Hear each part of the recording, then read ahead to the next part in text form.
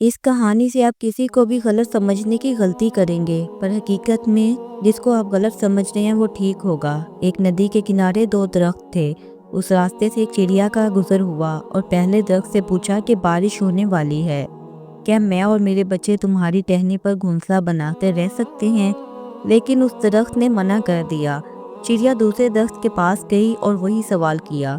دوسرا درخت مان گیا اور چڑیا دوسرے درخت پر گھونسلہ بنا کر رہنے لگی۔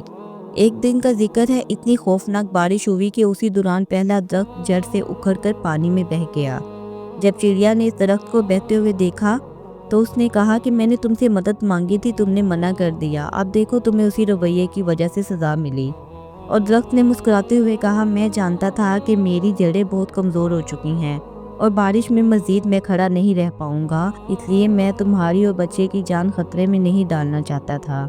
منع کرنے کے لیے مجھے معاف کر دو۔ اور یہ کہتے ہوئے وہ پھر بہہ گیا۔ اس درخت کی طرح کسی کے انکار کو اس کی انا یا غرور مت سمجھیے گا۔ ہو سکتا ہے کسی کے انکار سے آپ کا بھلا ہی ہو رہا ہو۔